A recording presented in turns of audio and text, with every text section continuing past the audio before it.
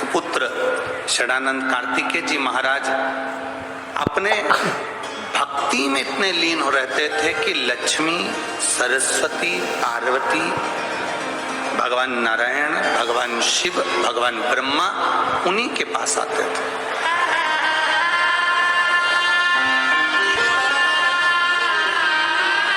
अगर कार्तिक के महीने में ये कथा आपको मिल रही है, कार्तिक के महीने में आप अगर शिव महापुराण की कथा को श्रवण कर रहे हो तो ये विचार करिएगा कि मेरे बाबा की कोई साधारण कृपा नहीं हुई है, धूलिया वालों पर दम से कृपा हुई है, इसलिए ये कथा यहाँ पाठ हुई।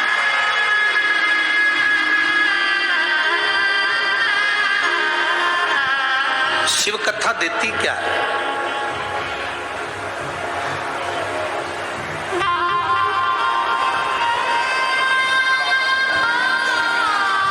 कोई कहते हैं कि भगवान शंकर की भक्ति करने पर हमें मिलता क्या है।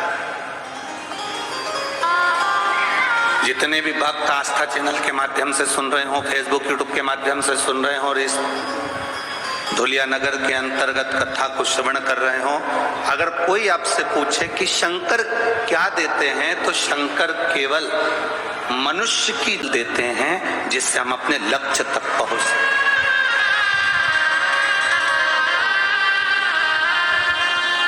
एक छोटी सी चाय की भी दुकान अगर आप खोलें तो ये विचार कर खोलना कि मैं अपना कर्म पूरा करूंगा और जब कर्म पूरा करूंगा तो मुझे उसमें फल जरूर मिलेगा। हम हमारे लक्ष्य में पीछे ना हटे। जो अपने लक्ष्य से पीछे हट जाता है, कर्म करते करते पीछे हट जाता है, फिर उसका फल नहीं मिल पाता। अपने भीतर से अहंकार को निकाल कर बाहर फेंक देना, काम को निकाल कर बाहर फेंक देना, लोभ को निकाल कर बाहर फेंक देना।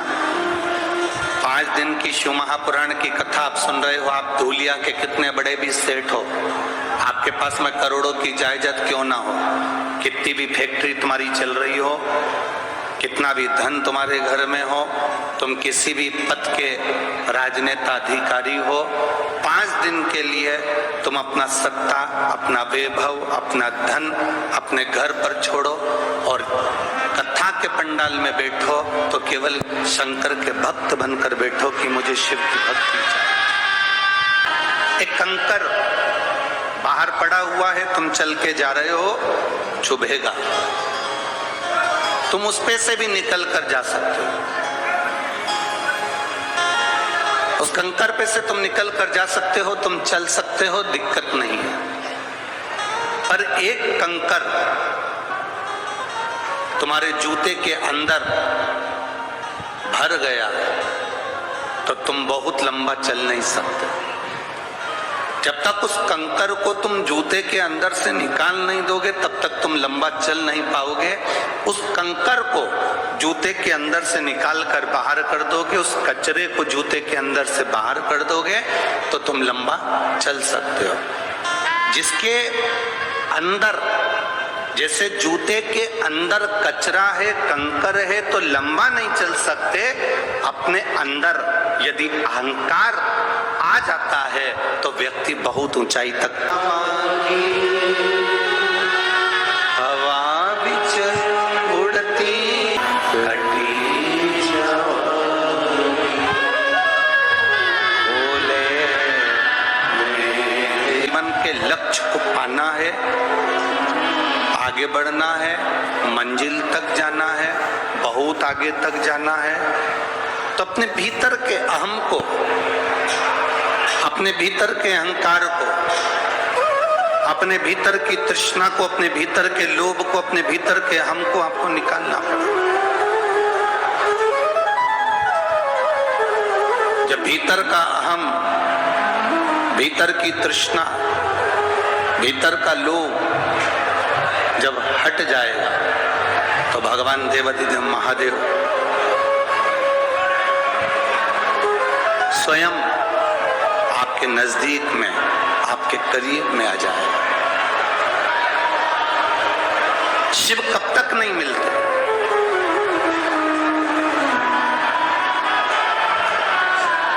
शिव कब तक नहीं मिलेंगे? शिव महापुराण की कथा कहती है बाबा देवादिदेव महादेव कब तक नहीं मिलते। कहा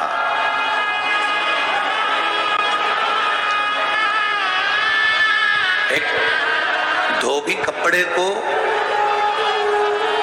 कब तक रगड़ता है? जब तक उसमें कोई दाग दिखता रहता है। जब तक उसमें कोई दाग नजर आएगा, जब तक उसमें कोई दाग दिखेगा, तब तक धोबी कपड़े को घिसता रहेगा, धोता रहेगा।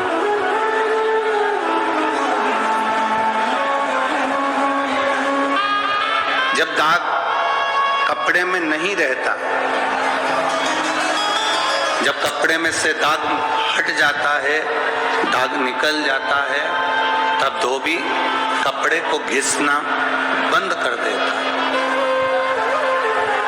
शिव महापुराण की कथा कहती है, शिव कथा कहती है कि भगवान देवादिदेव महादेव भगवान शंकर कब तक नहीं मिलते? तो कहा जब तक हमारे अंदर क्रोध, अहंकार का छोटा सा भी दाग हमारे भीतर यदि है, तो भगवान जब तक उसको पूरा धो नहीं देता, तब तक मेरा भोलेनाथ मिलता नहीं, तब तक मेरा शिव नहीं मिलता।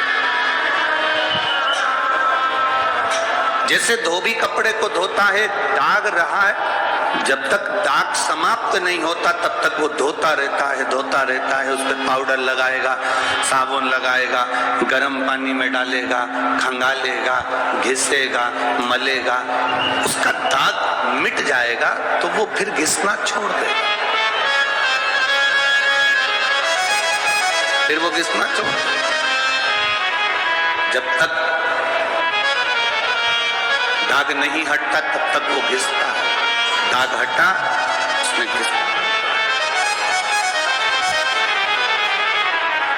शिव भी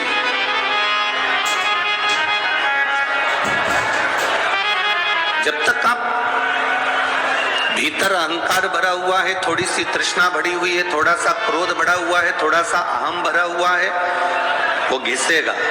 थोड़ा दुख आएगा, तकलीफ आएगा, कष्ट आएगा, तकलीफें आएंगी, थोड़ा दुख, थोड़ा कष्ट, थोड़ी तकलीफ जिंदगी में आएगी, पर घबराना नहीं है, हमें घबराना नहीं। अरे मैंने तेरे ही भरोसे ओ बाबा, तेरे ही भरोसे हवा बिच उड़ती जावांगी, बाबा डोर कटी जावांगी, भोले शंभू वो घिसेगा, रगड़ेगा। थोड़ी जिंदगी में तकलीफें, दुख, कष्ट आ सकता है, पर घबराना नहीं है, चिंता नहीं करना, सब चलता। क्यों?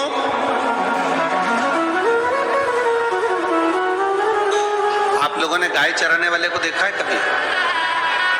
जम के तो बोलो रे धूलिया वालों जरा। गाय चराने वाले को देखा? बकरी चराने वाले को? ठीक है। बकरी चराने वाला बकरी चराता है, पानी भी पीता है, रेडियो में गाना भी सुनता है, बोलो सही है कि गलत है? छाता लेके चलता भी है, रोटी भी खाता है। और बकरी चराने वाले का ध्यान कुछ भी करे, पर ध्यान बकरी पर रहता है। बोलो रहता कि नहीं रहता? जम के तो बोलो जरा, रहता है ना? बकरी चराने वाले का ध्यान बकरी पर रहता है, गाय चराने वाले का ध्यान, बोलते जाओ जरा, गाय पर रहता है। और दुनिया चलाने वाले का ध्यान दुनिया के एक एक व्यक्ति पर रहेगा। बकरी चराने वाले का ध्यान बकरी पर रहेगा, गाय चराने वाले का ध्यान गाय पर रहेगा। वो कुछ भी करे पर उसका ध्यान गाय पर रहता है। रेडियो सुने, सोए, जागे, खाए, पिए पर ध्यान गाय पर है, कुछ भी करे पर ध्यान बकरी पर है। उसी तरह जिसने ये दुनिया बनाई, जिसने ये सृष्टि बनाई, जिसने ये रचना करी, मेरे देवाधिदेव महादेव का ध्यान एक छोटा सा छोटा जीव है, जलचर है, थलचर है, वायुचर है, मनुष्य है, पशु है, पक्षी है, कोई भी, उसका ध्यान सब पर, सब पर उसका।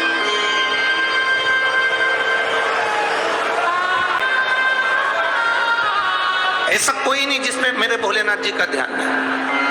पशुपतिनाथ का व्रत करती हैं माताएं तो भगवान से कह देती, हम बड़े दुखी, हमने एक बार व्रत कर लिया तो हमारी सुनता क्यों नहीं, तेरी कृपा दृष्टि हम पर होती क्यों नहीं। भोलेनाथ जी कहते, जी घबरा मती, धोबी कपड़े को धोता है जब तक उसका दाग ना चले जाए तब तक साबुन लगाता है, तब तक गर्म पानी में निकालता है, खगालता है, कूटता है, पीटता है, कपड़ा साफ हो जाता है, फिर धोबी उसको नहीं धोता।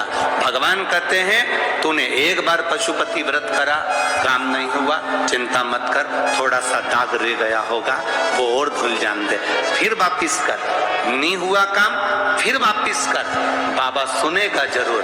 एक लोटा जल देवाधिदेव महादेव को जो चढ़ाता है, थोड़ा समय लग सकता है पर मेरा देवाधिदेव महादेव खाली नहीं छोड़ते, भंडार भरते जरूर, वो खाली ना छोड़ते, वो भरते जरूर है।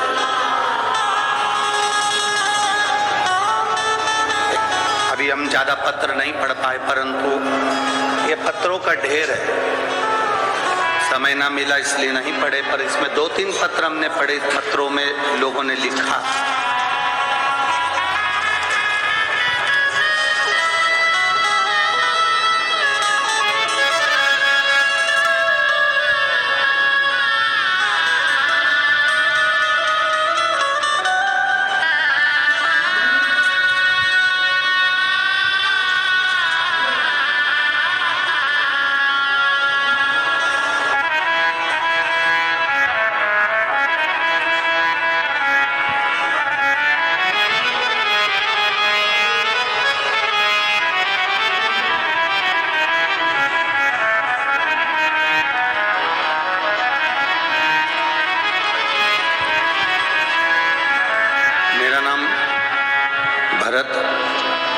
चुनीलाल जी चौधरी है, पत्नी का नाम काजल, भरत चौधरी है। मैं धूलिया देवपुर महाराष्ट्र का रहवासी।